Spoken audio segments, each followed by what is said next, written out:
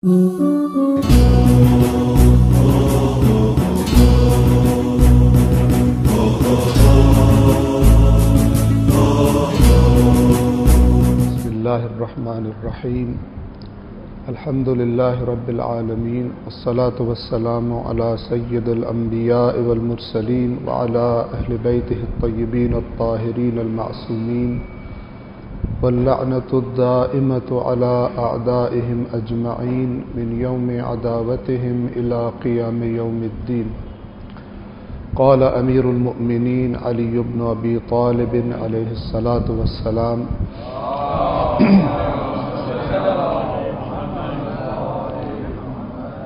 أول الدين معرفته وكمال معرفته التصديق به وكمال التصديق به توحيده وكمال توحيده الإخلاص له.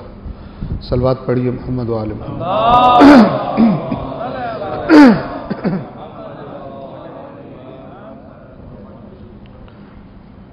مولا کائنات امیر المؤمنین مولا الموحدین حضرت علی بن ابی طالب علیہ الصلاۃ والسلام اللہ تبارک و تعالی کی صفات اس کی ذات کے بیان میں فرماتے ہیں: اول الدین معرفتہ، دین کی ابتدا اللہ کی معرفت سے ہوتی ہے. وکمال معرفتہ التصدیق بہ، اور اس معرفت کا کمال یہ ہے کہ انسان اللہ کی تصدیق کر دے، یعنی اللہ پر ایمان لے آئے. معرفت درجات رکھتی ہے. اس کا پہلا درجہ یہ ہوتا ہے کہ انسان لا علمی کی حالت سے علم کی حالت میں آ جائے. پہلے سمجھتا تھا کہ یہ کائنات یہ خود بخود وجود میں آئی ہے، لیکن یہ حالت تبدیل ہوئی اور اس کو ادراک ہوا کہ کوئی ہے اسے بنانے والا. یہ ادراک دین کی ابتدا ہے کہ وہ اس کے بارے میں اور سوچے گا، اس کے بارے میں اور جاننے کی کوشش کرے گا، دیکھنے کی کوشش کرے گا کہ مجھ سے اس کا رابطہ کس طرح کا ہے، اس کائنات کو اور مجھے بنا کے چھوڑ دیا ہے یا نہیں، کچھ چاہتا ہے، رابطے میں ہے، کسی مقصد کے تحت بنایا ہے یا بے مقصد بنایا ہے اس کائنات کو اور خود مجھے. اس بات کا ادراک یہ دین کی ابتدا ہے. پھر جب انسان آگے بڑھتا ہے، اس کے بارے میں غور کرتا ہے، تو اس کی اس معرفت کا کمال کیا ہے؟ اس پر ایمان لے آنا. تصدیق یعنی ایمان، انبیاء کی تصدیق یعنی انبیاء پر ایمان، اللہ کی تصدیق یعنی خداوند عالم پر ایمان. وَكَمَالُ التصدیق بِهِ، اب اس تصدیق یعنی ایمان کا کمال کیا ہے؟ یعنی یہ سٹیپس ہیں، یہ سیڑھیاں ہیں کہ ایک ایک قدم کر کے انسان آگے بڑھتا ہے. جب ایمان لے آیا تو ایمان کا کمال کیا ہے؟ فرمایا وَكَمَالُ التصدیق بِهِ تَوْحِیدُ، کمال تصدیق خدا کی توحید. توحید یعنی وہ ایک ہے. توجہ کریں گے، یہ ایک ہونے سے مراد 1 2 3 4 عدد کا ایک نہیں ہے. اس ایک سے مراد ایسی ذات کے جو بے مثل ہے، بے نظیر ہے اور بے شبیہ. کوئی چیز اس کے ساتھ اس کی شبیہ یعنی اس جیسی نہیں بن سکتی. کوئی مثال ایسی نہیں ہے کہ جس کو دے کر اس کی ذات کی حقیقت سمجھائی جا سکے. تمام چیزوں سے بالا ہے. وہ واحد مراد ہے اس توحید سے. نہ کہ ہم کہتے ہیں کہ مثلا ویسے اگر ہم دیکھیں تو ہر انسان دنیا میں ایک ہی ہوتا ہے. ہر انسان چاہے تو یہ کہہ سکتا ہے کہ میں بے مثل و بے نظیر ہوں. کیونکہ ظاہر بات ہے جتنی بھی کوئی اس کے ساتھ شباہت رکھتا ہو، بعض اوقات جوڑواں بھائیوں کی آپس میں بہت شباہت ہوتی ہے، لیکن بالآخر فرق ہوتا ہے. جب ہم ان الفاظ کو اس کی طرف آپ توجہ کریں گے، بہت سارے الفاظ ایسے ہیں کہ ان الفاظ کو جب اللہ کی ذات کے بارے میں استعمال کیا جاتا ہے تو یہ فرق رکھتا ہے، بہت بڑا فرق رکھتا ہے جب اسی لفظ کو، انہی الفاظ کو غیر اللہ کے بارے میں استعمال کیا جاتا ہے. خود قرآن مجید نے بھی ایسا کیا ہے.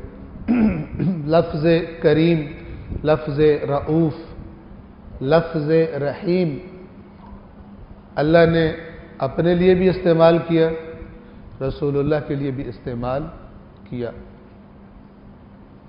ایک اچھے انسان کو عطا کرنے والے بزرگوار انسان کو بھی کریم کہا جاتا ہے.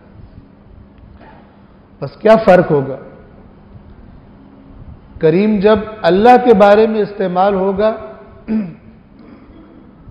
تو پھر اپنے معنی کے کمال پر ہوگا. ایسا کرم والا کہ جس کے کرم میں کسی نقص کا تصور نہیں کیا جا سکتا. لیکن اس کے علاوہ جو بھی کریم ہے اس کے مقابلے میں ناقص ہے. اور جو بھی کچھ رکھتا ہے اپنے پاس وہ اسی کی عطا سے رکھتا ہے. فقط وہ ذات ہے کہ جس نے کسی سے لیا بھی نہیں ہے اور اس کی کسی بھی صفت کمال میں کوئی نقص اور عیب اور کمی بھی نہیں ہے. الفاظ کیوں مشترک استعمال کیے؟ چارہ نہیں تھا. ہم انہی الفاظ سے آشنا ہیں. اس زمانے کا عرب انہی الفاظ سے مانوس تھا، تو وہی الفاظ استعمال کرنے تھے. لیکن یہ بتا دیا گیا کہ جب تم ان الفاظ کو سنو گے تو کیونکہ تمہارے ذہن اور تمہاری عقلیں اور تمہاری فکر اس کو عادت ہے مادی چیزوں سے حساب کتاب کرتی ہے. کیونکہ ہماری نظریں اس مادی کائنات کو دیکھتی ہیں، ہمارے کان سنتے ہیں، چکھتے ہیں، سونگھتے ہیں، چیزوں کو لمس کرتے ہیں. تو ہمارے دماغ کے اندر جو تصور بنانے کی قوت ہے اس کو اسی مادی کائنات سے تصور لینے کی عادت پڑ جاتی ہے. اب جب کوئی ایسا لفظ استعمال کیا گیا مثلا کریم، تو ذہن میں کیا آتا ہے؟ ایسا شخص کہ جو بڑا ہی بزرگوار ہو، عطا کرتا ہو، خطائیں معاف کر دیتا ہو. کرم میں یہ سب شامل ہے. اس نقطے کو اچھی طرح توجہ فرمائیے گا، چونکہ یہ ساری کی ساری اگلی باتیں اسی سے مربوط ہیں. ہر جو جملہ ہے اس میں یہ نقطہ حتماً ذہن میں رکھنا پڑے گا، ضروری ہے. وہ یہ کہ جب بھی کوئی لفظ آئے گا اس سے جو ہمارے ذہن میں تصور آتا ہے، ہم سے کہا گیا کہ اس تصور جو تم اپنے ذہن میں کر لیتے ہو، بنا لیتے ہو، گویا کہ تم نے ایک طرح سے اس کا احاطہ کر لیا، اپنی عقل میں اس کو تصور کر لیا، اور خدا تمہارے تصور میں آنے والا نہیں ہے. بس تمہیں ایک ہلکا سا اندازہ ہو جائے گا کہ وہ اس کی صفت کیسی ہے، لیکن اس کی پوری صفت کا احاطہ کر سکو وہ کیسا کریم ہے، تو یہ کام تم نہیں کر سکتے. جتنا بھی زور لگا لو، جتنا بھی سوچ لو، جتنا بھی عقل کے گھوڑے کو آگے دوڑا لو، جو بھی اس کے نتیجے میں تمہارے ذہن میں تصور بنے گا اللہ کا، وہ تمہاری مخلوق ہے. اور اللہ کسی کی مخلوق، چاہے وہ مخلوق تمہاری ذہن کی مخلوق ہو، ذہن میں تم نے اسے خلق کیا ہو، اللہ کی ذات کسی کی مخلوق نہیں ہے. اور جب تم نے اسے اپنے ذہن میں خلق کر لیا تو تم نے اسے محدود کر دیا. اور اللہ محدود، تم محدود ہو. ایک محدود ایک لا محدود کو کبھی بھی اپنے اندر نہیں لے سکتا. تو یہ معنی ذہن میں رہے ان تمام باتوں میں. صلوات پڑھیے محمد والے.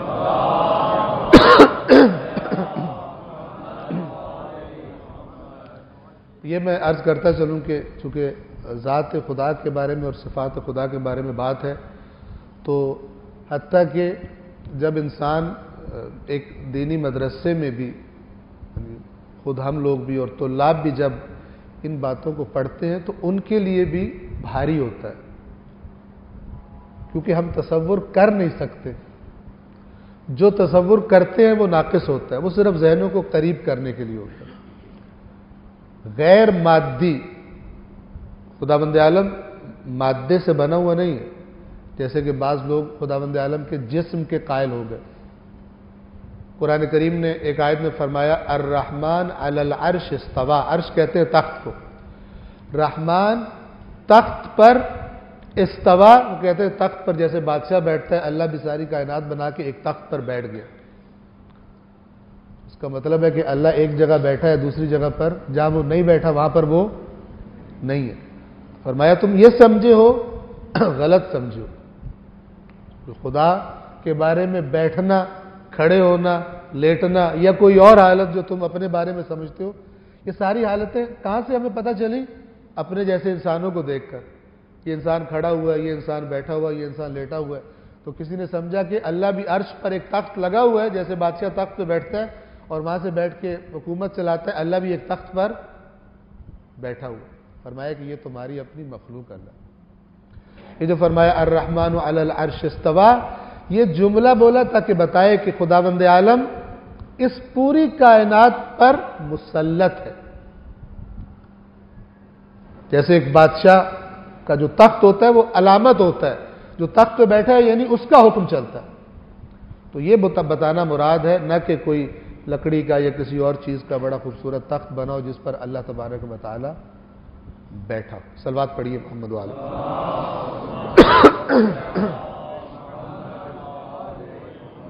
بس فرمایا کہ اس کی تصدیق یعنی اس پر ایمان کا کمال کیا ہے کہ انسان اس کی توحید کا اقرار کر. توحید یعنی ایک قرار دینا. اور یہ ایک قرار دینا اللہ کے بارے میں کون سا ایک ہے؟ یہ گنتی والا، عدد والا ایک دو نہیں ہے، بلکہ اس توحید سے مراد بے مثل و بے نظیر ہونا ہے. بے مثل و بے نظیر ہونا توجہ کریں. ایک دفعہ ہم کہتے ہیں کہ انسان اللہ کا نائب ہے، خود قرآن نے فرمایا، اور انسان کے اندر اللہ تبارک و تعالی کی صفات کا عکس ہوتا ہے. ایک اچھے انسان کے اندر جو خداوند عالم کی رہنمائی میں زندگی گزارتا ہے اور اپنے اندر اچھی صفات کو پیدا کرتا ہے. ایک جملہ بولا جاتا ہے انسان مظہر صفات الہی ہے. وہ معاف کرنے والا ہے، اگر یہ بھی معاف کرنے کی عادت ڈال لے اس کا نائب ہے اس معاملے میں، اس کا خلیفہ بنا.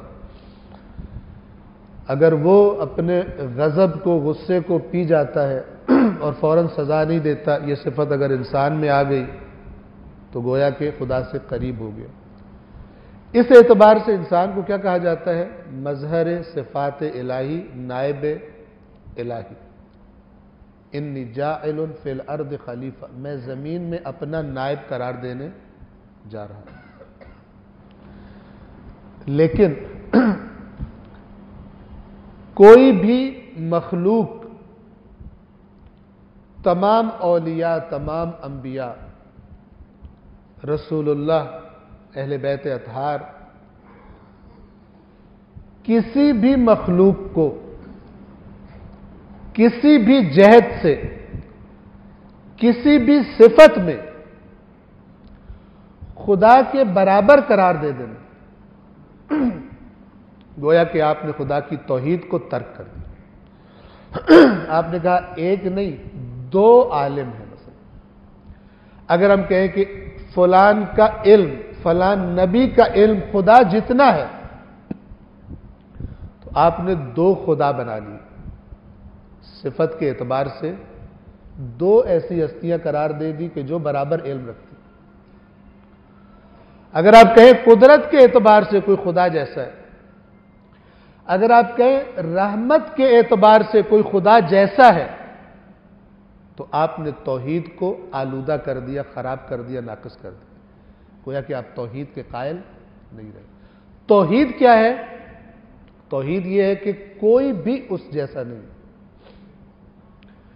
اس کی عطا سے جتنی زیادہ یہ صفات کسی کے اندر ہو اتنا مقام اس کا بلند ہے، لیکن جتنا بھی کوئی بلند ہو اللہ تبارک و تعالی کے مقابلے میں ہیچ ہے۔ تکرار کرتا ہوں، اللہ تبارک و تعالی سے اگر موازنہ کیا جائے تو ہیچ ہے۔ اور یہ بات آپ اسی نہج البلاغہ میں صحیفہ کاملہ میں کلمات معصومین میں جب خداوند عالم کی بات ہوتی ہے تو آپ بڑے واضح انداز میں معصومین کے کلمات میں اس کو دیکھ سکتے ہیں۔ وہ افراد کہ جو محبت اہل بیت میں اس طرح کی باتیں بیان کرتے ہیں کہ کسی بھی صفت، اچھی صفت میں سننے والا، بات کو سننے والا، تقریر سننے والا، کسی بھی صفت میں کسی غیر خدا کو خدا جیسا سمجھ لے یا نعوذ باللہ خدا سے برتر سمجھ لے، تو پھر شرک کا مرتکب ہو جاتا ہے۔ اور شرک کے بارے میں اللہ تبارک و تعالی نے قرآن کریم میں کیا فرمایا ہے؟ یہ جملے قرآن کے یاد رکھیے گا۔ خداوند عالم فرماتا ہے کہ جس نے شرک کیا، اللہ کے ساتھ کسی کو شریک سمجھا، یعنی اس کے برابر ہے۔ جیسے کاروبار میں پارٹنر ہوتے ہیں، جب تک دونوں اگر ایک کوئی کام کرنا چاہے تو دوسرے کی اجازت ضروری ہوتی ہے، دونوں سگنیچر کرتے ہیں، جوائنٹ اکاؤنٹ ہے، پیسے نکلوانے ہیں، دونوں کے سگنیچرز ہوں گے تو پیسے نکلیں گے۔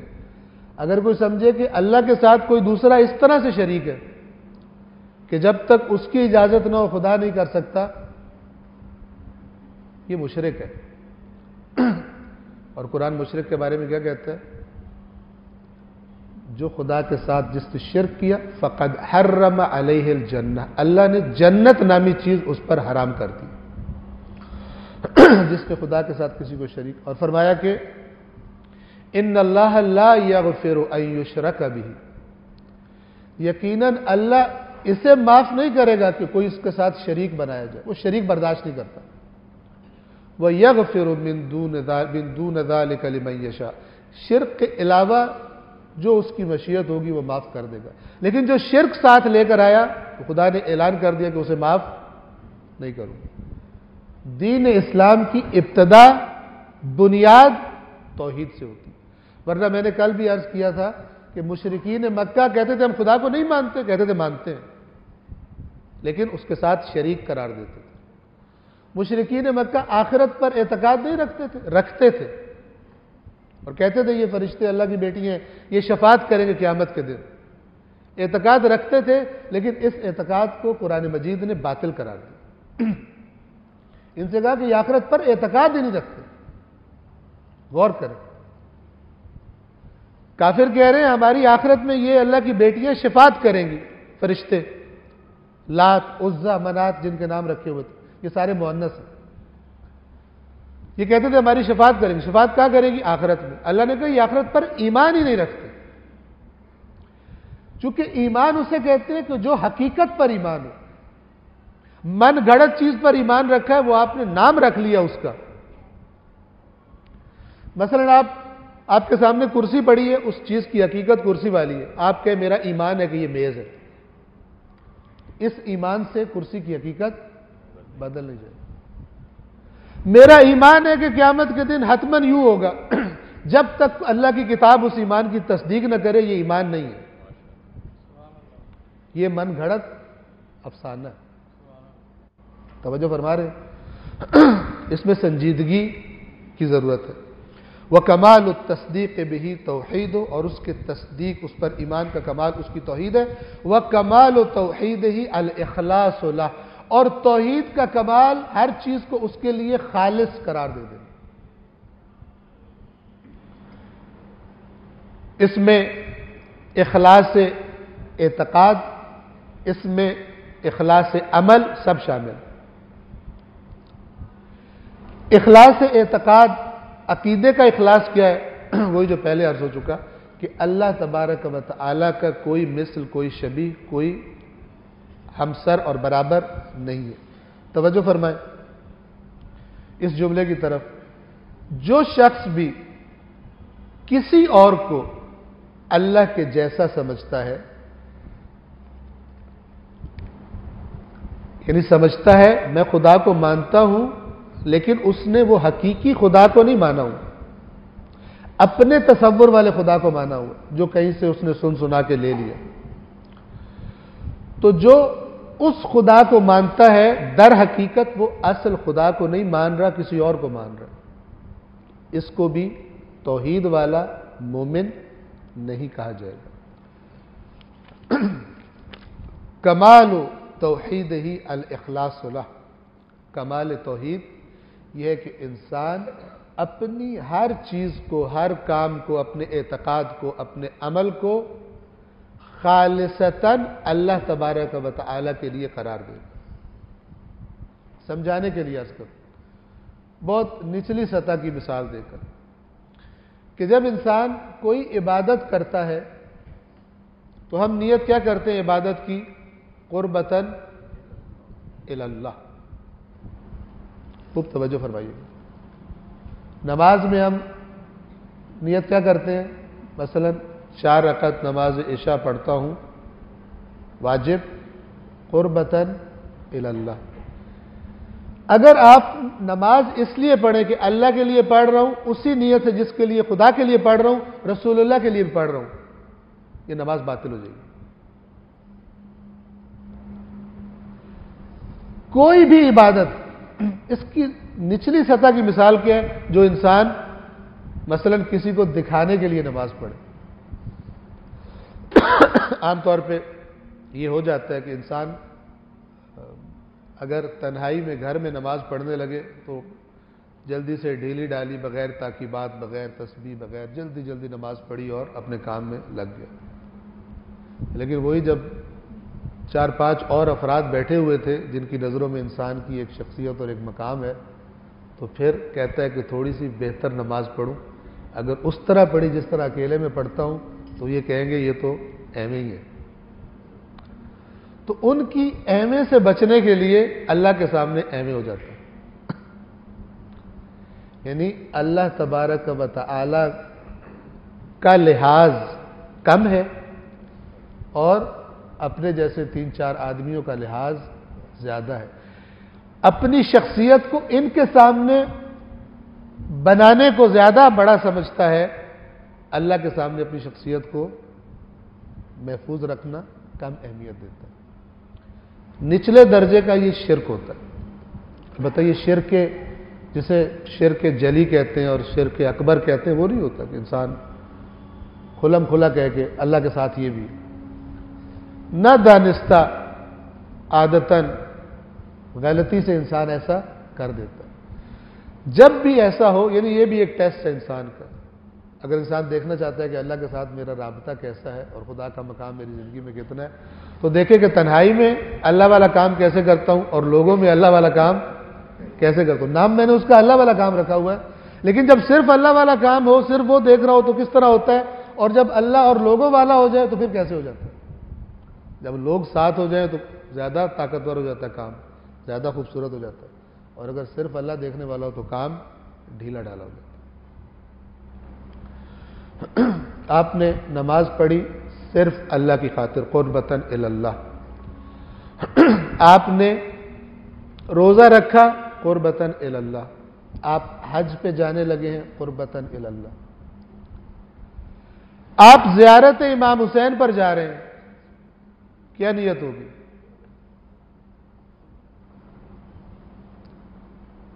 عبادت کس کے لیے مخصوص ہے؟ جی آپ اصل میں خدا کا قرب چاہتے ہیں، آپ ایک بہترین وسیلے کی زیارت کے لیے جا رہے ہیں، ایک بہترین وسیلہ کہ جس کی ہستی کی طرف، جس کی شخصیت کی طرف، جس کی صفات کی طرف، جس کی قربانی کی طرف جیسے ہی انسان کی توجہ ہوتی ہے، دنیا انسان کی نظروں میں ہیچ ہونے لگتی ہے۔ اب انسان دیکھتا ہے کہ اس عبد خدا نے دنیا کو کیسے ٹھوکر لگائی، تو ذات امام حسین وسیلہ بنتی ہے قربتاً الی اللہ کا۔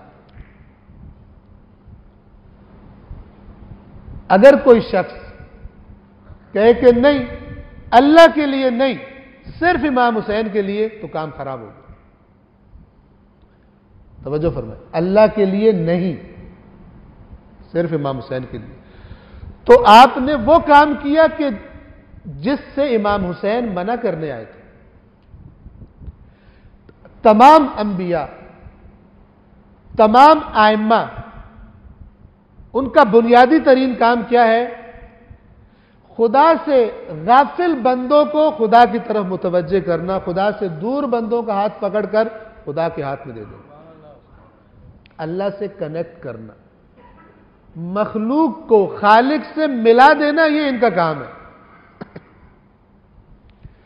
اور سورہ آل عمران میں اللہ تبارک و تعالی جب حضرت عیسیٰ کو جو اللہ کا بیٹا کہتے تھے ان کے عقیدے کے بطلان کی بات کرتا ہے، تو وہاں پہ اللہ فرماتا ہے کہ بھلا یہ کیسے ہو سکتا ہے کہ ایک اللہ کا نبی تمہارے پاس آئے اور وہ تم سے کہے کہ اللہ کے علاوہ کسی کی عبادت نہیں کرنی، اللہ کے علاوہ کسی کو رب نہیں بنانا، اور تھوڑی دیر بعد کہے کہ مجھے رب بنا لو۔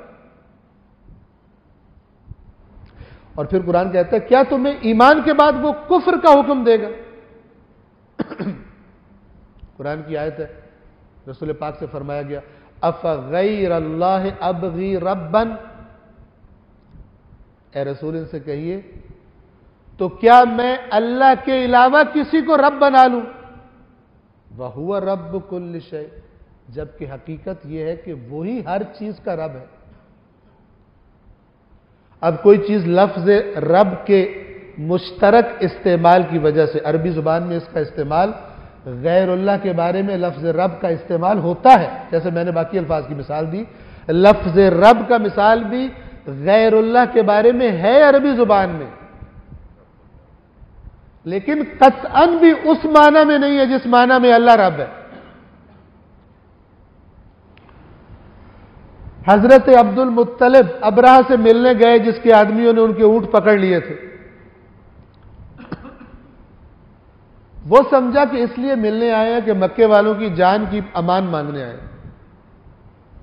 اور یہ بھی رسول اللہ کے جد کے ایمان پر ایک دلیل ہے، اور ایمان بھی کیسا قوی، کیسا اطمینان تھا۔ اکثر مکے والے پہاڑوں پہ چڑھ گئے تھے ڈر کے ابرہہ سے، یہ ہاتھیوں والے تو رون دیں گے ہم۔ حضرت عبد المطلب جاتے ہیں اور وہ بلاتا ہے ان کو، بٹھاتا ہے، احترام کرتا ہے ابرہہ، اور وہ ایکسپیکٹ کر رہا ہے کہ یہ کیا کریں گے؟ کہیں گے ہماری جانیں بخش دیں۔ کہتا ہے فرمائیے کس لیے آئے آپ؟ یہ فرماتے ہیں کہ تمہارے آدمیوں نے میرے اونٹ پکڑ لی، وہ مجھے واپس کرو۔ اس کو تعجب ہوا، کہا میں تمہارے شہر کو تہس نہس کرنے آیا ہوں، تم کیسے سردار ہو، اپنے آدمیوں کی جان بخشش نہیں مانگ رہے، اور مجھ سے کیا مانگ رہے ہو؟ اپنے اونٹ مانگ رہے ہو۔ وہ جو لفظ ہے ان کے وہ کیا ہے؟ انا رب الابل، میں اونٹوں کا رب ہوں۔ کیا مطلب؟ میں اونٹوں کا مالک ہوں، ان کا خیال رکھتا ہوں، ان کو چراتا وغیرہ ہوں، سارا کچھ کرتا ہوں، ان کی چیزیں میرے ذمہ ہیں۔ وَلِلْبَيْتِ رَبٌّ، جس گھر کے لیے تو آیا اس کا اپنا رب ہے۔ وَلِلْبَيْتِ رَبٌّ،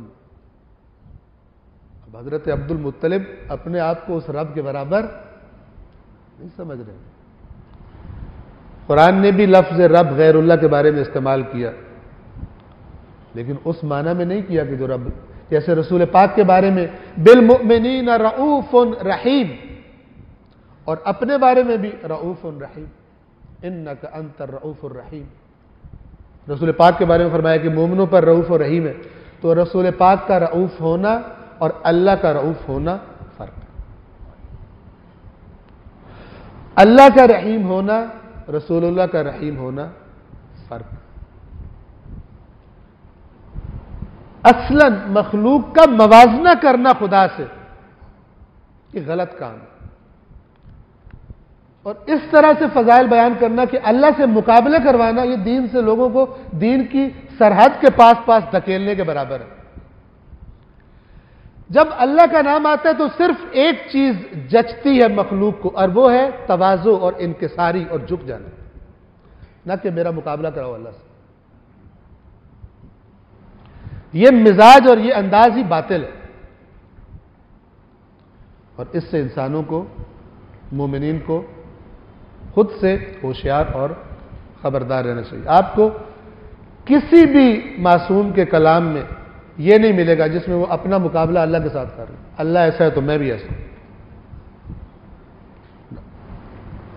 صرف اور صرف عاجزی اور انکساری ملے گی، اور جتنی وہاں ملے گی کائنات میں کہیں نہیں ملے گی،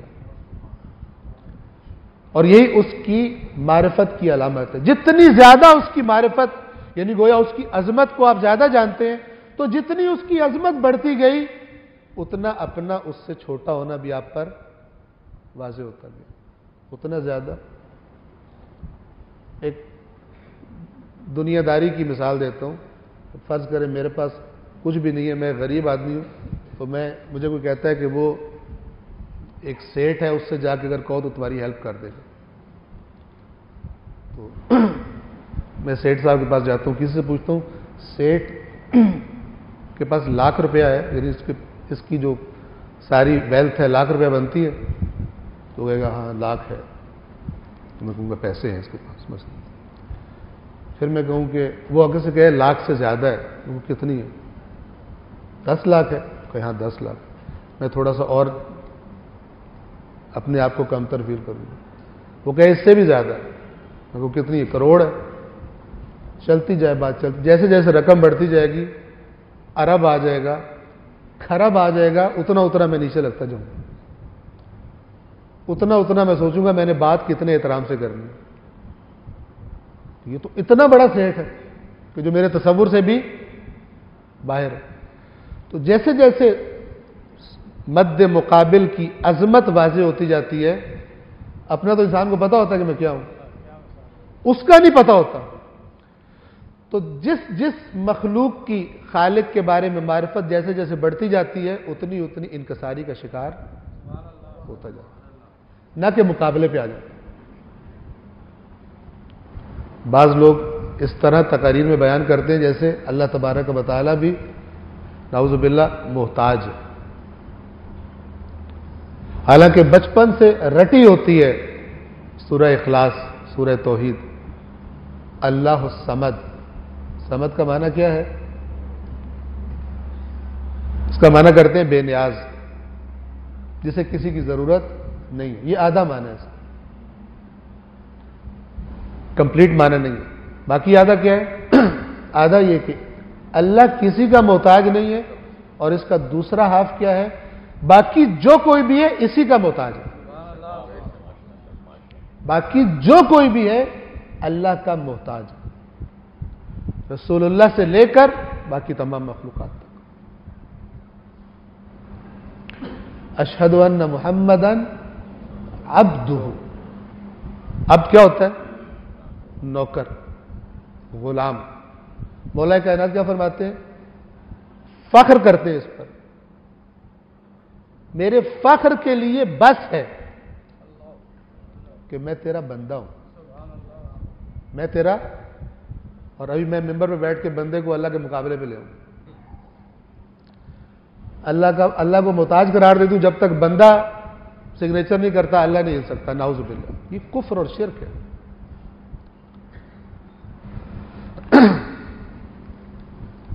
سبب ایسی باتوں کا معاشرے میں پھیلنا، سبب کیا ہے؟ اہل بیت اطہار رسول اللہ کی نصیحتوں پر عمل نہ کرنا، دین کو اللہ کی کتاب سے نہ لینا۔ سادہ سادہ قرآن مجید نے بیان کیا ہوا، اور یہ جتنی مولا کی باتیں ہیں یہ انہی آیات کی تفسیر میں، اللہ کے کلام کی تفسیر میں۔ وَكَمَالُ تَوْحِيدِهِ الْإِخْلَاصُ لَهُ، اس کی توحید کا کمال اس کے لیے مخلص ہو جانا ہے، ہر چیز خالصتاً خدا کے لیے۔ وَكَمَالُ الْإِخْلَاصِ لَهُ، ایک یہ کہ ہر کام اس کے لیے خالص، دوسرا ہر نقص اور عیب سے، ہر کمی سے اس کو خالص قرار دے دیں۔ جب بھی ہم اس کے بارے میں سوچیں، جب بھی کمی کا تصور آئے تو ہم کیا کہیں؟ سبحان اللہ۔ یہ سبحان اللہ کا معنی یہی، وہ پاک ہے۔ قرآن کیا فرماتا ہے؟ سبحان اللہ عما یصفون، یہ جو اللہ کے وصف بیان کر رہے ہیں اللہ اس سے پاک ہے۔ یہ جس طرح کا اللہ بنا کے دے رہے ہیں تمہیں، اللہ اس سے پاک ہے۔ سبحان اللہ عما یشرکون، خداوند عالم پاک ہے اس سے جو یہ شرک کر رہے ہیں اس کے ساتھ، وہ بلند و بالا ہے۔ کمال توحید اخلاص ہے، وکمال الاخلاص لہ نفی الصفات عنہ، اور کمال اخلاص یہ ہے کہ اس سے صفات کی نفی کر دی جائے۔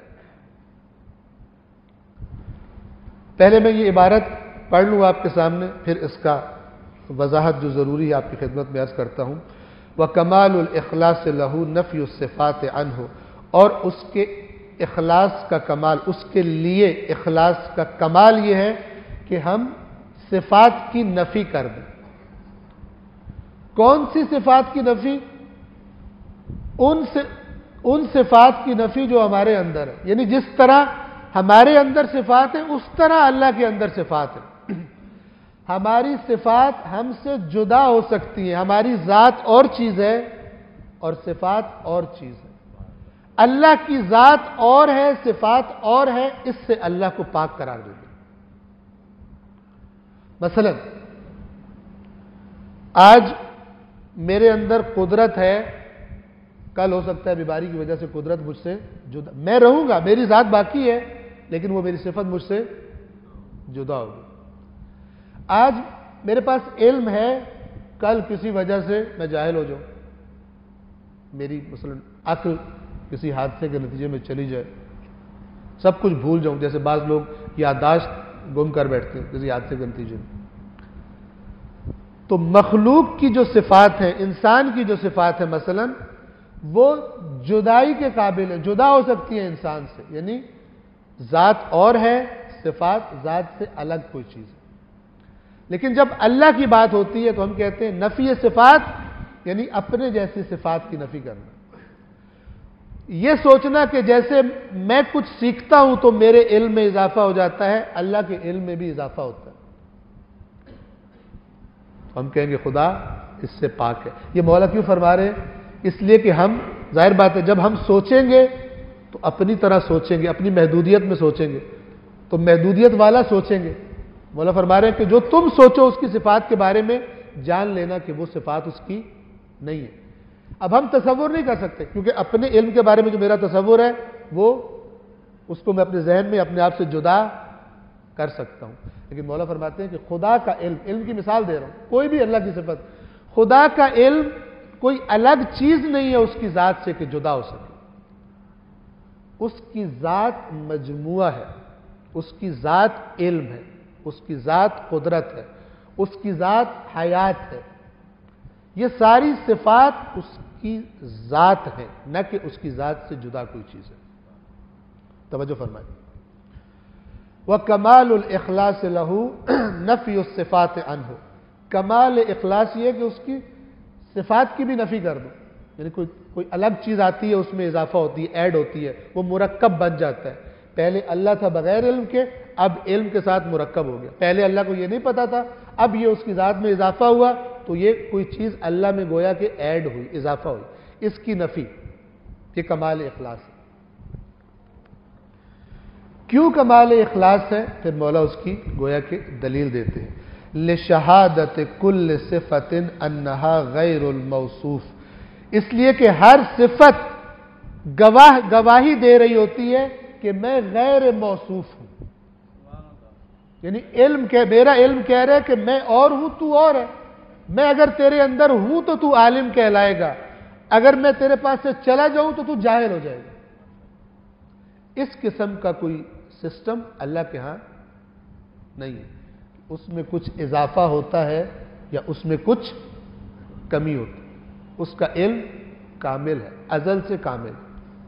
نہ کہ وقت گزرنے کے ساتھ ساتھ اللہ بھی ترقی کر رہا ہے، اس کے علم میں اضافہ ہو رہا ہے. نہ، رسول اللہ سے کہا گیا دعا مانگ رب زدنی علما. رسول اللہ سے کہا گیا رب زدنی علما. رسول اللہ سے سیکھتے ہیں جتنا وہ سکھائے، ان سے زیادہ کسی کو نہیں سکھایا گیا. اور مولا کائنات، آپ نے مشہور فرمان سنا ہے کہ رسول اللہ مجھے ایک علم کا باب سکھاتے تھے، میں 1000 باب اس سے کھولتا تھا. تو مولا کائنات بھی کہاں سے علم لیتے ہیں؟ رسول اللہ سے علم لیتے ہیں. جو کسی سے نہیں لیتا اور کہیں سے نہیں لیتا، وہ فقط ایک ذات ہے، اللہ تبارک و تعالی. اسی لیے بولا جاتا ہے اللہ سبحانہ و تعالی، یعنی وہ پاک بھی ہے اور بلند بھی ہے. جو بھی تم سوچ لو اس سے پاک ہے اور بلند ہے. چونکہ جو بھی تم نے سوچا ہے، پھر کہہ رہا ہوں، وہ تمہارے اپنے ذہن میں آ گیا ہے، تمہاری مخلوق گویا کہ بن گیا ہے. صلوات پڑھیے محمد والا.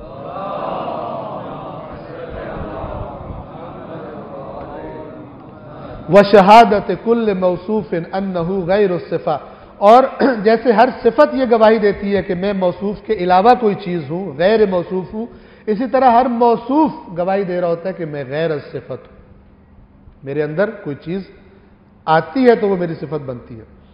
پھر فرمایا فمن وصف اللہ، جو اس طرح اللہ کا وصف بیان کرے، اللہ کی صفت اس طرح سے جو بیان کرے، سبحانہ کہ وہ پاک ہے، فقد قرنہ، تو اس نے اللہ کو کسی چیز کا قرین بنا دیا. یعنی یہ اللہ ہے اور یہ ایک اور چیز آئی ساتھ اس کے، علم نامی یا قدرت نامی، تو دو چیزوں سے مرکب ہو گیا.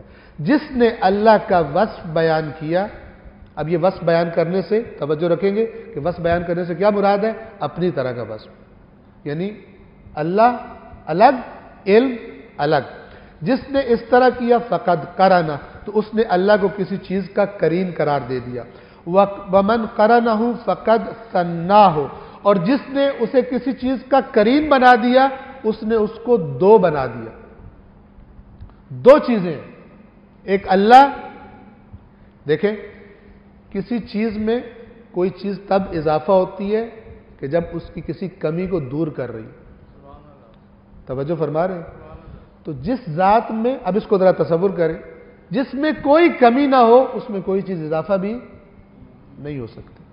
اسی طرح جو چیز اپنے اجزاء سے مل کے بنتی ہے، چاہے وہ اجزاء مادی ہوں، مثلا میں آپ کے سامنے بیٹھا ہوں تو میرا جسم پتہ نہیں کتنے لاکھوں کروڑوں اربوں اجزاء سے، چیزوں سے مل کے بنا ہوا، تو میرا بدن ان اجزاء کا محتاج ہے. اگر کوئی انسان ایسا فرض کرے اللہ کو کہ اللہ اور ساتھ کوئی اور چیز، اس نے سمجھا کہ اللہ بھی مرکب ہے، اور مرکب اپنے اجزاء کا محتاج ہوتا ہے، اللہ کسی چیز کا محتاج نہیں ہوتا. لہذا اس طرح بھی خدا کا تصور نہیں کیا جا سکتا. امام سجاد علیہ السلام فرماتے ہیں، اسی سبب سے فرماتے ہیں، چونکہ تصور نہیں کیا جا سکتا، فرماتے ہیں صحیفہ کاملہ کی ایک دعا میں وَانْحَسَرَتِ الْعُقُولُ عَنْ كُنْهِ مَعْرِفَتِهِ، عقلیں حسرت زدہ ہیں اس کی ذات کی تہ تک پہنچنے سے. عقول حسرت زدہ ہے، نہیں پہنچ سکتے. بس کچھ نہ کچھ تصور، جو صفات اس نے خود اپنی بتائی ہیں، جو خود اس نے سمجھایا ہے، تصور کر سکتے. اور جو بھی ہم تصور کریں، ساتھ میں یہ تصور کریں کہ وہ اس سے زیادہ ہے، اس سے بڑھ کر. جنت کے بارے میں خدا فرماتا ہے کہ لَهُمْ مَا يَشَاءُونَ فِيهَا، جو چاہیں گے جنت میں جانے والے، جو چاہیں گے ان کے لیے موجود ہوگا. اور جب وہ چاہ کے مثلا ان کی بس ہو جائے گی تو ان سے کہا جائے گا وَلَدَيْنَا مزید، اب جو تمہارے تصور میں نہیں ہے وہ بھی ہمارے پاس ہے. یعنی تم لذتوں کا جو تصور کر سکتے تھے تو آرام کا، آسودگی کا، خوشی کا، ذائقوں کا، سکون کا، ہر لذت کا جتنا تم نے تصور کیا تھا وہ مانگی حاضر ہو گئی، اس سے بڑھ کر ہمارے پاس موجود ہے. لہذا دنیا کا کھانا جیسے جیسے بندہ کھاتا جاتا ہے بھوک اترتی جاتی ہے. اب خدا جانے کیا ہوگا، میں عرض کر رہا ہوں جنت کے کھانوں سے، دنیا کے کھانوں سے ایسا ہو جاتا ہے بندہ تھک جاتا ہے. جنت کے کھانوں سے انسان تھکے گا نہیں.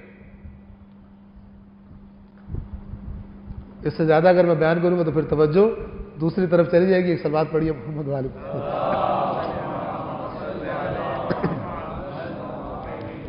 اس حصے کو ہم تمام کر لیں.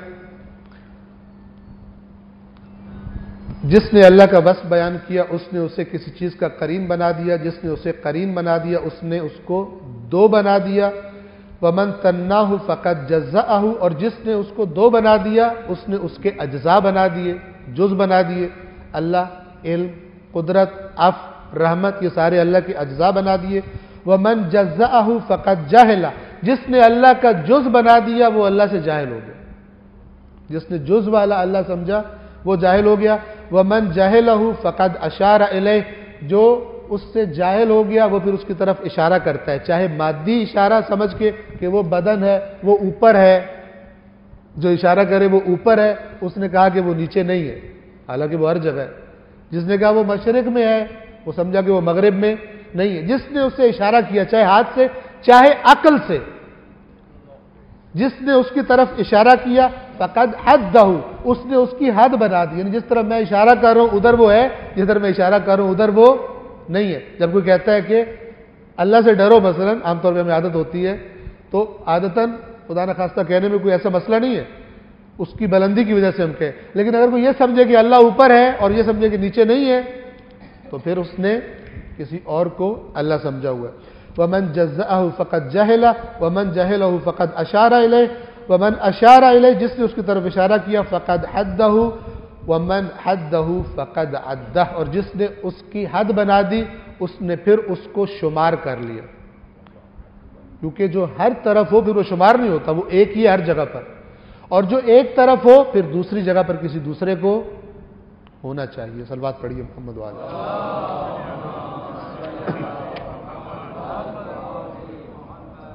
کوئی سوال اگر پوچھنا چاہیں تو بسم اللہ حتماً پوچھ سکتے ہیں اسی توحید کے موضوع سے مربوط، اور انشاءاللہ اس کو کل خداوند عالم کی فضل و کرم سے اور توفیق سے جاری. جیسے میں نے ابھی پڑھا پڑھ تو چکا پہلے بھی، اپنی روح پھونک دی. اس طرح قرآن میں خود خداوند عالم نے ذکر کیا کہ اپنے روح کا علم انسان کو بہت کم دیا ہے. تو اس بارے میں آپ کیا فرمائیں؟ وہی جو آپ نے کہا وہی میں بھی فرماتا ہوں، جو قرآن نے کہا وہی میں بھی فرماتا ہوں. میں اور کیا فرما سکتا ہوں؟ یسألونک عن الروح، اے رسول یہ آپ سے روح کے بارے میں سوال کرتے ہیں.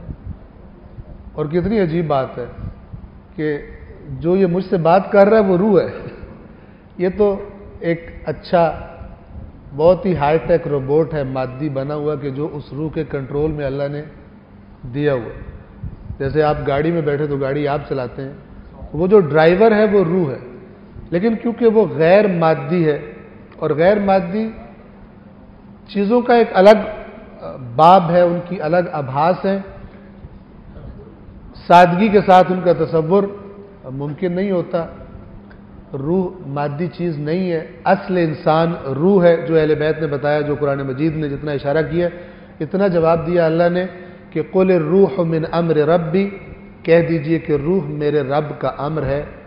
یعنی اس امر سے مراد بڑا شاہکار امر ہے کہ جس کو اللہ نے اشرف المخلوقات بنایا ہے، جس کو اللہ نے اپنا نائب قرار دیا ہے، گویا کہ یہ شاہکار ہے. اور پھر فرمایا کہ وما اوتیتم من العلم الا قلیلا، تمہیں علم نہیں دیا گیا مگر بہت ہی قلیل. یعنی تم روح کی حقیقت کا اگرچہ تم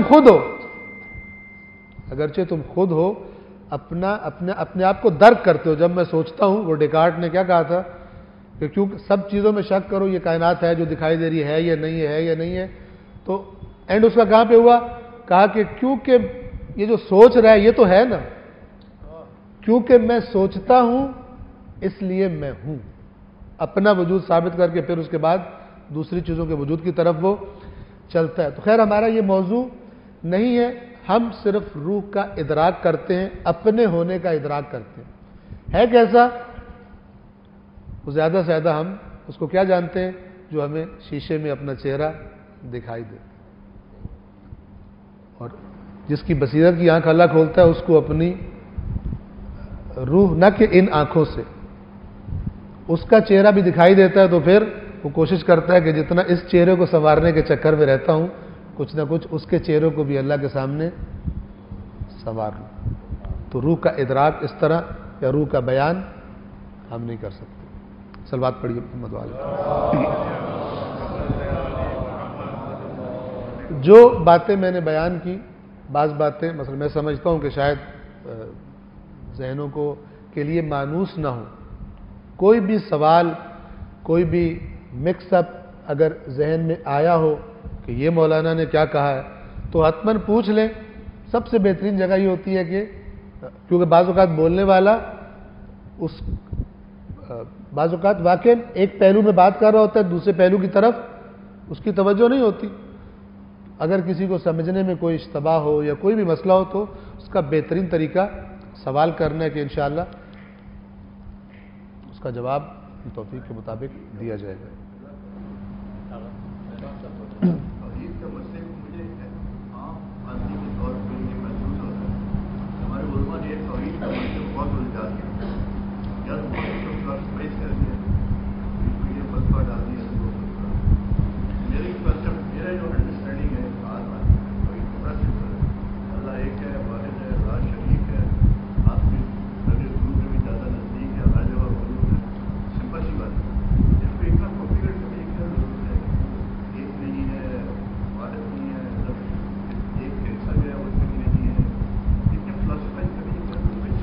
جب بھی آپ دقت سے سوچیں گے، جب بھی آپ دقت سے خداوند عالم کے بارے میں سوچیں گے تو ان تمام سٹیپس سے آپ کو گزرنا پڑے گا۔ جو باتیں آپ کے ذہن میں آئیں گی ان تمام سٹیپس سے کہ جو مولا نے بیان فرمائے ہیں، خود بخود انسان کو، کیونکہ ہم زیادہ سوچتے نہیں اس کے بارے میں، لیکن سوچنے والے بھی ہیں، سوچ کر انکار کرنے والے بھی ہیں، جھگڑا کرنے والے بھی ہیں۔ تو ظاہر ہے کہ جب ایک اللہ کے نمائندے نے، ایک امام نے، ایک معصوم نے اس کا وصف بیان کرنا ہے تو اس طرح بیان کرنا ہے کہ ہر درجے کے انسان کے لیے بیان ہو جائے۔ ہمارے لیے سادہ کیا ہے؟ مثلا آپ سورہ اخلاص کو لے لیں، سورہ اخلاص کو اگر آپ کھولنے پر آئیں بیان کرنے پر تو وہ ختم ہی نہیں ہوگی بات، لیکن اللہ تبارک و تعالیٰ نے انتہائی سادگی سے اس مکے کے لوگوں کے لیے کہ جو توحید سے آشنا نہیں تھے بیان کر دیا۔ قل هو اللہ احد، احد یکتا، یعنی تم جو بھی کہتے پھرو اس جیسا کوئی بھی نہیں ہے۔ اللہ الصمد، وہ ذات ایسی ہے، اس کی ایک صفت یہ ہے کہ اس کو کسی کی ضرورت نہیں ہے، کسی چیز کا محتاج نہیں ہے، اور سب کے سب اس کے محتاج ہیں۔ وہ کسی کے آگے ہاتھ نہیں پھیلاتا، سب اس کے آگے ہاتھ پھیلاتے ہیں۔ لم یلد ولم یولد، نہ وہ کہیں سے آیا ہے یعنی کسی اور سے اس نے جنم لیا ہو، کسی اور سے وہ صادر ہوا ہو، اور نہ ہی اس کی کوئی نسل چل رہی ہے کہ اس کا کوئی خاندان ہو، اس کی کوئی نسل ہو، نہ اس کی کوئی بیوی ہے، نہ اس کی کوئی اولاد ہے۔ یہ وہاں کے سادے الفاظ میں یہ بتایا گیا کہ نہ اس کو شروع کے لیے کسی کی ضرورت ہے، وہ ازل سے ہے، اور نہ اس کو باقی رہنے کے لیے ضرورت ہے کہ اس کی اولاد ہو تاکہ اس کا نام باقی رہے، اس کی نسل باقی رہے۔ دونوں طرف سے، ابتدا انتہا دونوں طرف سے وہ خود ہمیشہ ہے، ہمیشہ رہے گا۔ جو تمہارے نقائص ہیں وہ اس کے اندر موجود نہیں۔ اور آخری کیا جملہ ہے؟ وَلَمْ يَكُنْ لَهُ كُفُوًا أَحَدٌ، اس کی ہمسری کرنے والا کوئی بھی نہیں۔ جو کچھ جس کے پاس ہے اسی کی عطا ہے، سادہ۔ اگر کوئی آپ سے آگے کہے کہ نہیں اللہ نے اپنی عطا سے کسی کو اپنے برابر کر دیا تو وہ آپ کو شرک کے اس پر لے کر آ گیا۔ اللہ نے کوئی ایسا کام نہیں کیا، نہ ہی اس کے نمائندوں نے کوئی ایسا دعویٰ کیا۔ آپ کہہ رہے تھے کہ صفات خدا اللہ تعالیٰ کے پاس موجود ہیں سب، ٹھیک ہے، لیکن یہی صفات رسول اکرم صلی اللہ علیہ وسلم اور حضرت علی کے پاس بھی موجود ہیں، تو یہ آپ کہہ رہے ہیں کہ شرک کے دائرے میں چلے آئے گا، جبکہ وہ موجود ہیں، ایک چیز اللہ تعالیٰ نے گفٹ دے دی ہے، جیسے باعث ہوتی ہے اللہ تعالیٰ کی کسی اچھی ہوتی ہے، آنکھیں دیتی ہیں کسی اچھی، صفات تو اللہ تعالیٰ کی ہوئی ہے۔ بالکل، میں نے تو کہا کہ عام انسانوں کے انسان مظہر صفات الہی ہے، میں نے تو یہ بھی کہا ہے، توجہ کیجئے، وہ تو کمال بشریت ہے، رسول اللہ ائمہ اطہار وہ تو کمال ہیں ان صفات میں۔ ایک مومن وہ بھی مظہر صفات الہی ہوتا ہے کہ جو خداوند عالم کی طرح، یعنی اس کے قانون کا لحاظ کر کے فیصلے کرے، وہ عادل ہے یہ بھی عادل بن جائے، وہ سچا ہے یہ بھی سچا بن جائے۔ جو میں کہنا چاہ رہا ہوں وہ اس کی برابری ہے، اس کا مقابلہ ہے، وہ کوئی نہیں کر سکتا۔ اگر کوئی کہے مثلا رسول اللہ رحمت میں اللہ کے برابر ہے، اب یہ ذرا بات غور سے سنیے گا، بعض چیزیں اپ ڈاؤن کی وجہ سے ہو جاتی ہیں اس طرح۔ آیا ہمارے ذہنوں میں ایسا تصور ہے کہ قیامت کے دن اللہ تو پکڑ رہا ہوگا، رسول اللہ چھڑوا رہے ہوں گے؟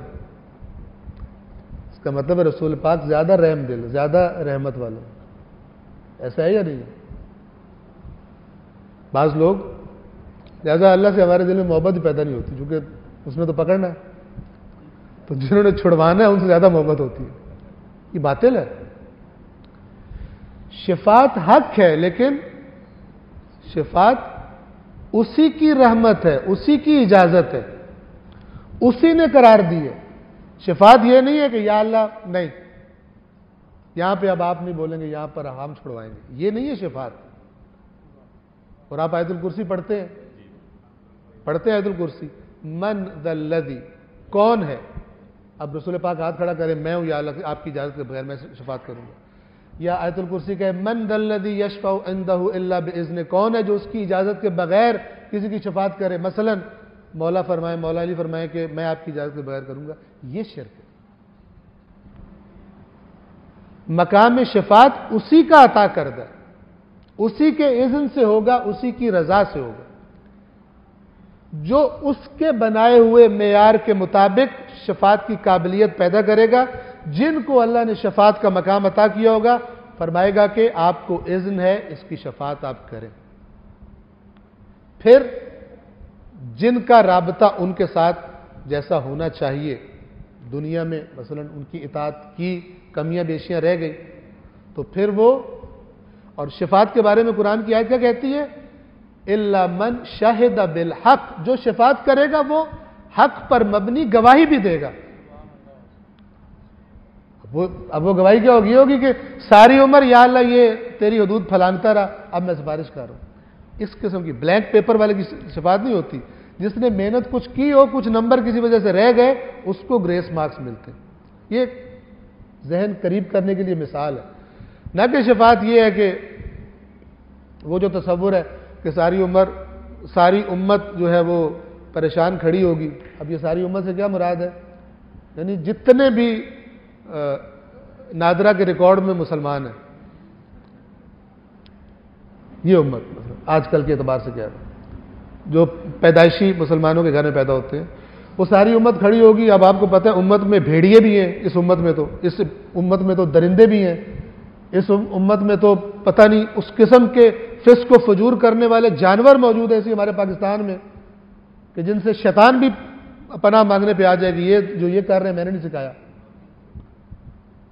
تو یہ لوگ جو کربلا میں امام حسین کو شہید کر رہے تھے وہ امت میں نہیں تھے، کچھ کام امت سے خارج کر دیتے ہیں۔ لیکن اگر کوئی یہ سمجھے کہ ساری امت، جس میں مثلا ہر کوئی سمجھ رہا میں بھی ہوں، اب میں نام نہیں لیتا پاکستان کے بڑے بڑے کرپشن کے چیمپئنز کا، کہ وہ بھی کہ امت میں یا رسول اللہ ہماری بھی یہ سفارش ہو جائے گی، یہ شفاعت نہیں ہے۔ پھر اللہ نے قرآن کیوں نازل کیا؟ پھر اللہ نے احکام کیوں دیے جب ہر بدماش کی شفاعت ہونی تھی؟ یہ غلط ہے۔ توجہ فرما رہے ہیں؟ خدا کی طرف رخ تھا، انسان ہے، خطا کار ہے۔ اللہ تبارک و تعالی فرماتا ہے کہ وَلِلَّهِ مَا فِي السَّمَاوَاتِ وَمَا فِي الْأَرْضِ، اللہ کی ملکیت ہے جو کچھ آسمانوں میں ہے، جو کچھ. توحید کا جو ٹیسٹ ہے نا وہ بغیر قرآن پڑھے کسی کو آ ہی نہیں سکتا، یاد رکھیے. جتنا یہاں خراب کر دیا نا لوگوں نے، یہ ٹیسٹ صرف اللہ خود ہی آپ کو عطا کر سکتا ہے. ایک ذوق ہے توحید کا. وَلِلَّهِ مَا فِي السَّمَاوَاتِ وَمَا فِي الْأَرْضِ، جو کچھ آسمانوں اور زمین میں یعنی جو کچھ بھی ہے وہ اللہ ہی کا ہے، بس اللہ مالک ہے اس کا. لِيَجْزِيَ الَّذِينَ أَسَاءُوا بِمَا عَمِلُوا، کیا ہوگا؟ وہ مالک ہے جنہوں نے برائی کی ان کو برا جزا دے گا وہ. وَيَجْزِيَ الَّذِينَ أَحْسَنُوا بِالْحُسْنَى، اور جنہوں نے اچھے کام کیے تاکہ ان کو اچھی جزا دے. پھر ان اچھے کام کرنے والوں کو تھوڑا سا بیان کیا. کون ہے؟ الذین یجتنبون کبائر الاثم، وہ لوگ کہ جو اجتناب کرتے ہیں بڑے گناہوں سے. والفواحش، اور فواحش سے. الا اللمم، مگر یہ کہ کبھی کبھار انسان ہے ان سے ہو جاتا ہے. عادی مجرم نہیں ہے، لمم اس گناہ کو کہتے ہیں جو انسان عادتاً نہ کرتا ہو جاتا، مگر یہ کہ کچھ گناہ ہو جائے ان کو ہم پھر فرمایا ان ربک واسع المغفرہ، تیرا رب واسع مغفرت والا ہے. اتنی وسعت کہ میں اور آپ اس کا تصور نہیں کر سکتے. پھر وہی بات آ جائے گی مولا والی، جتنا بھی اس کی مغفرت کی وسعت کا تصور کر لو کہے گا اس سے زیادہ وسیع ہے، کیونکہ تمہارے ذہن کی وسعت کم ہے، تمہاری سوچ کی پرواز کم ہے. جتنا بڑا دائرہ بنا لو سوچو کہ اتنی وسیع ہوگی، اس سے بھی زیادہ وسیع ہے. لہذا کہا کہ بڑے سے بڑے گناہ گار کو بھی مایوس ہونے کا حق نہیں ہے کہ میری تو مغفرت نہیں ہو سکتی.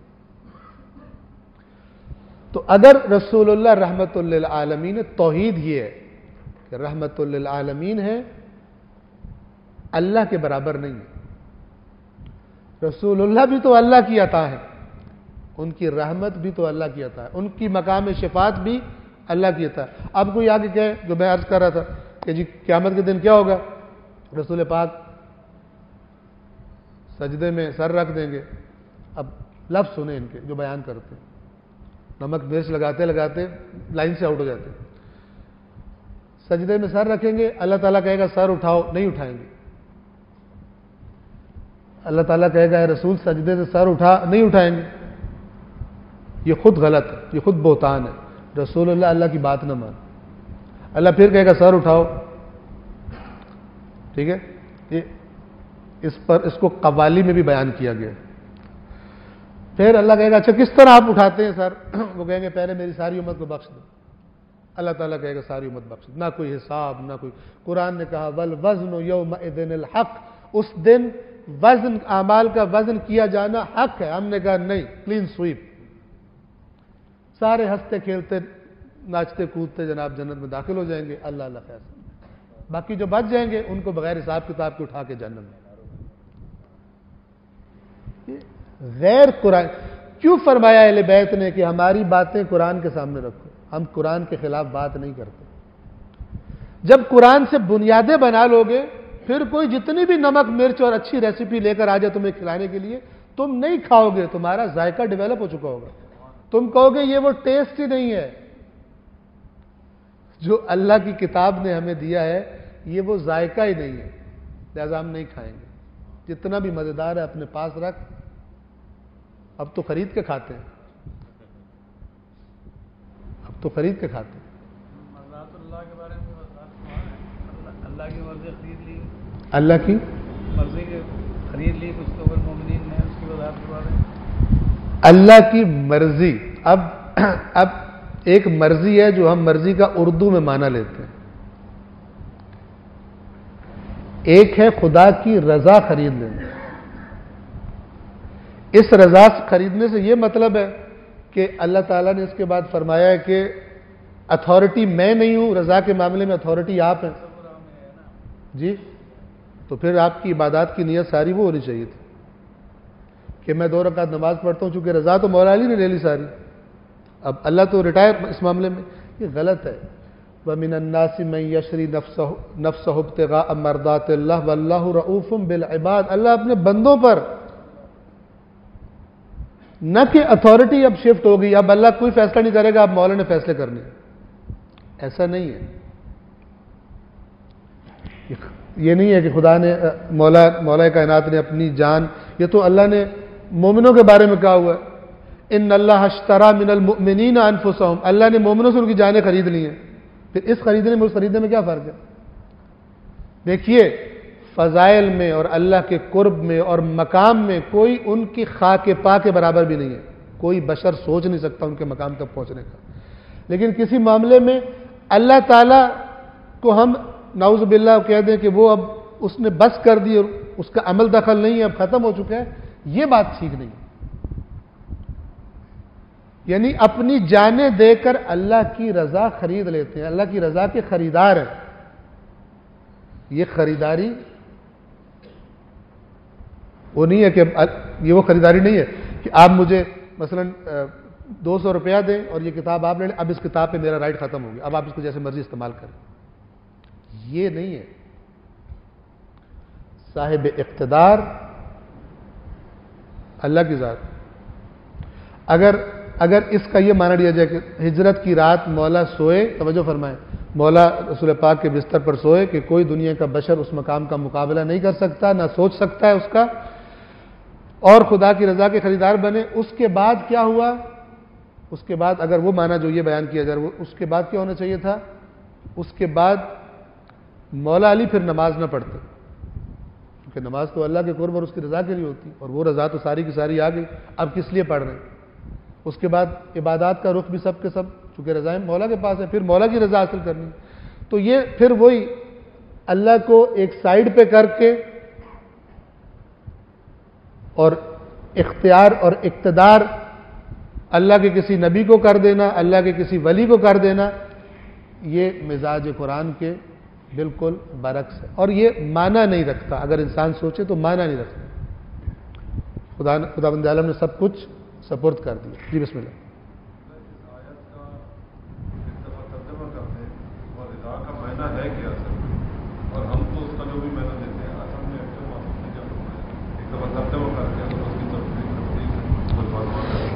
صلوات پڑھیے محمد والے.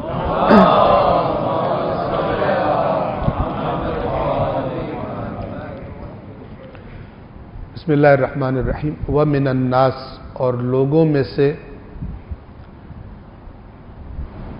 اس کا ترجمہ یوں بھی کرتے ہیں کچھ ایسے ہیں، اور یوں ترجمہ بھی کرتے ہیں کہ کوئی ایسا ہے. یہ تعبیر قرآن میں فقط ایک جگہ پر نہیں آئی، اس سے چند آیات پہلے فَمِنَ النَّاسِ مَن يَقُولُ رَبَّنَا آتِنَا فِي الدُّنْيَا وَمَا لَهُ فِي الْآخِرَةِ مِنْ خَلَاقٍ. لوگوں میں سے کچھ ایسے ہیں جو کہتے ہیں یا اللہ جو دینا دنیا میں دے، ان کا آخرت میں کوئی حصہ نہیں. وَمِنْهُمْ مَن يَقُولُ رَبَّنَا آتِنَا فِي الدُّنْيَا حَسَنَةً وَفِي الْآخِرَةِ حَسَنَةً وَقِنَا عَذَابَ النَّارِ. وَمِنْهُمْ، اور ان میں سے کچھ ایسے جو کہتے ہیں پروردگار دنیا میں بھی حسنہ عطا کر، آخرت میں بھی حسنہ عطا کر، اور ہمیں جہنم کے عذاب سے بچا لے. کچھ آیات کے بعد آگے یہ اسی سے لنکڈ ہے. وَمِنْهُمْ وَمِنَ النَّاسِ، اور لوگوں میں سے کچھ ایسے ہیں کہ جو اصلاً اپنی جانوں کو بیچ دیتے ہیں، سب سے ہائی لیول کا سودا کر دیتے ہیں. اب یہ قرآن کا مزاج ہے کہ بہت سارے مقامات پر کوئی ایک فرد کچھ کام کرتا تھا، لیکن جب آیت اترتی تھی اس میں صیغہ جو لفظ استعمال ہوا وہ جمع کا لفظ استعمال ہوا، لیکن معلوم ہوتا تھا کہ یہ اتری اس سبب سے. توجہ فرما رہے ہیں؟ یعنی جمع کا لفظ آنا یہ نہیں، اس کا حتما مطلب یہ نہیں ہوتا کہ افراد زیادہ ہیں، بعض اوقات ایک کے سبب سے اتری ہے. لیکن یہ بھی ساتھ ساتھ ہے قرآن میں، قرآن کے جو قواعد بتائے ہیں اہل بیت اطہار نے، کہ قرآن کی آیات ایسا نہیں ہے کہ کسی ایک کے بارے میں اترے. اب وقت بھی زیادہ ہو رہا ہے، میں آپ سے معذرت چاہتا ہوں، پھر سوال اگر وضاحت نہ کی جائے تو وہ بھی کام خراب ہو جاتا ہے. تھوڑی سی توجہ فرمائیں گے. امام موسیٰ کاظم علیہ السلام الظاہر انہی کی حدیث ہے، یا بالآخر ائمہ میں سے کسی ایک کے فرمان ہے. یہ فرماتے ہیں کہ اگر ایسا ہوتا کہ قرآن کی آیت کسی ایک شخص کے بارے میں یا کسی ایک قوم کے بارے میں اترتی اور اس شخص کے اور اس قوم کے دنیا سے چلے جانے سے وہ آیت ختم ہو جاتی تو قرآن سارا ختم ہو گیا ہوتا. لیکن قرآن کی آیات چاند اور سورج کی طرح جاری ہے، ہر وقت ہر زمانے کو منور اور روشن کرتی، ہر زمانے کے لوگوں کے لیے۔ آپ کو ایک اور مثال دیتا ہوں تاکہ بات ذرا ذہن قریب آ جائے۔ وَيُطْعِمُونَ الطَّعَامَ عَلَىٰ حُبِّهِ مِسْكِينًا وَيَتِيمًا وَأَسِيرًا، مسکین اور یتیم اور اسیر کو کھانا کھلاتے ہیں اللہ کی محبت میں۔ انما نطعمکم لوجہ اللہ لا نرید منکم جزاء ولا شکورا، ہم تمہیں صرف اللہ کی خاطر کھلاتے ہیں، نہ ہم تم سے جزا چاہتے ہیں نہ شکر گزاری چاہتے ہیں، صرف اللہ کے لیے چاہتے ہیں۔ اب یہ آیت کن کے لیے اتری ہے؟ کوئی شک ہی نہیں ہے کہ یہ اسی گھرانے کے لیے اتری ہے، مولا کائنات جناب سیدہ ان کے فرزندان کے لیے یہ آیت نازل ہوئی۔ اگر انہی کی سیرت کو دیکھتے ہوئے آج کوئی شخص اس کو بھوک لگی ہو، ایسی سچویشن میں آ جائے، روزہ افطار کرنے لگا، اس کے پاس تھوڑی سی چیزیں افطار کرنے کی، اور کوئی بھوکا اور آ جاتا ہے اور وہ اسی اپنے ائمہ کی سیرت کو یاد کر کے اس کا دل کرتا ہے کہ میں آج نہ کھاؤں، ان کے راستے پر چلوں، میں کسی کو کھلا دوں، اور وہ کھلا دیتا ہے، تو یہ آیت اس کو شامل ہے۔ نچلے درجوں پر آ کر، توجہ فرما رہے ہیں، نچلے درجات پر آ کر یہ آیت اس کو شامل ہے۔ بالکل اسی طرح کہ قرآن میں فرمایا مثلا فرعون نے یہ برا کام کیا، وہ فرعون کے لیے مخصوص نہیں ہے۔ فرعون کیوں برا ہے؟ فرعون اللہ کی مخلوق ہے، اس لیے برا نہیں ہے۔ فرعون نے جو اپنے اختیار سے غلط کام کیا اس لیے برا ہے۔ تو جو بھی فرعون والا کام کرتا ہے، مزاج رکھتا ہے، وہ آیت اس کو بھی قیامت تک جو بھی اس مزاج کے آئیں گے وہ آیات ان کو شامل ہے۔ وَمِنَ النَّاسِ مَن يَشْرِي نَفْسَهُ ابْتِغَاءَ مَرْضَاتِ اللَّهِ، لوگوں میں سے کچھ ایسے ہیں کہ جو اپنی جانوں کو اللہ کی رضا کی خاطر بیچ دیتے ہیں۔ اس کو آپ تعبیر قرآن نے کیا؟ میں یشری، اپنی جان کو بیچ دیتا ہے اللہ کی رضا۔ اس سے مراد یہ سودا نہیں ہے کہ آپ نے جا کے گاڑی خریدی، اب دکاندار کا کوئی حق نہیں ہے، اب آپ گاڑی کو جو مرضی کریں۔ اللہ کی مرضی خریدنے کا یہ معنی نہیں ہے کہ اب اللہ کا کوئی اختیار نہیں رہ گیا، اب مولا اس مرضی کو جس طرح مرضی استعمال کریں۔ مولا کی مرضی، کمال مرضی ہوتی کیا ہے؟ امام حسین نے کیا فرمایا تھا؟ تمام سب کچھ جو بھی ہو رہا ہے، جو تیری رضا ہے اس پر حسین راضی ہے۔ یہ جو امام حسین کربلا میں فرما رہے ہیں رضن بقضائہ، اس قضاء سے مراد اللہ کی قضاء ہے یا مولا علی کی؟ جی سادہ ہے، رضن بقضائہ وتسلیما لامرہ، کہ اے اللہ جو تیرا فیصلہ ہے حسین اس پر راضی ہے۔ تیرا فیصلہ یعنی تیری رضا۔ امام نے فرمایا تھا اللہ نے چاہا ہے ہمیں ذبح ہوتے دیکھے، تمہیں قتل ہوتا دیکھے۔ اللہ نے اپنی بہن سے فرمایا خدا نے چاہا ہے تمہیں اسیر دیکھے، اور حسین اللہ کی چاہت پر راضی ہے۔